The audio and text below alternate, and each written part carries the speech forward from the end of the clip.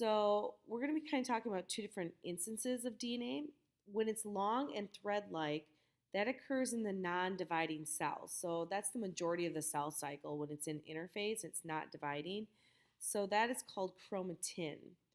And it's actually really, really thin. You can't even pick it up with the microscope. You can't see it. Then when the cell actually goes into its dividing phase or mitosis, the DNA tends to double up and become coiled and short. And so that is called a chromosome. So it's really important to know the difference between chromatin and chromosome. So when it's doubled up, it actually consists of two parts, and it's called a chromatid, which this is one chromatid, and here's a second chromatid, and they're bound together by a centromere in the center. So again, let's just recap what's the difference between chromosomes versus chromatin. The biggest things you need to know that I would write down in your notes is that chromosomes are tightly packaged DNA and they're found only during cell division. The other piece that you need to know for right now is that chromatin is unwound DNA and it's found throughout interphase. This part right here, this bullet right here, DNA is not being used for macromolecule synthesis or making of proteins. We will talk about that later in another unit coming up. So you do not need to write this down in your notes for right now. We'll get to that a little bit later. Chromosome structure. So when the chromatid becomes duplicated, so this is one chromatid. This one is made up of two chromatids. We call those sister chromatids because they are identical. And again, they have the centromere in the center here.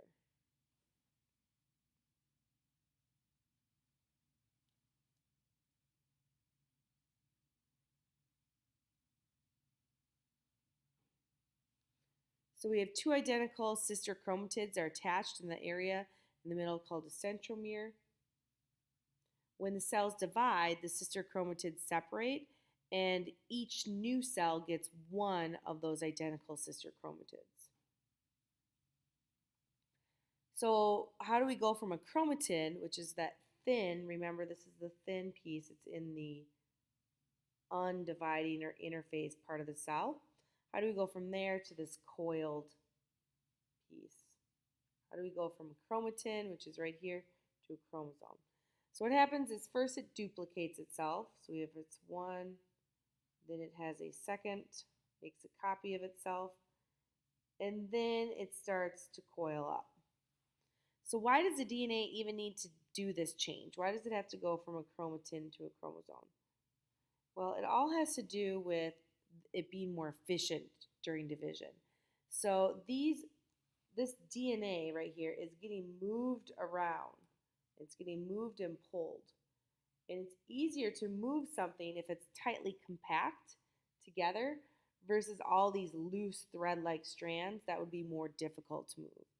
So think of like if I have a bunch of spaghetti noodles, that's difficult to move. But if I condense them into like one, tightly packed shell noodle, well, that's a lot easier to move. So it's more efficient.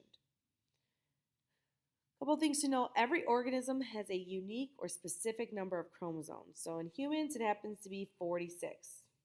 We have 46 chromosomes, or there's 23 pairs of chromosomes. So 23 plus 23 gives you 46. That's the total number. Dogs have 78 or 39 pairs. Goldfish remarkably have 94 chromosomes or 47 pairs. And lettuce has 18 chromosomes or 9 pairs.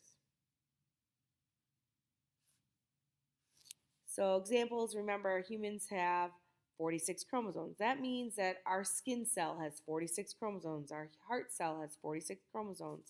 Our human muscle cell has 46 chromosomes. For fruit flies, they have 8 chromosomes. So that means in their skin they have 8 chromosomes. In their heart they have 8 chromosomes. In their muscle cells, they have 8 chromosomes.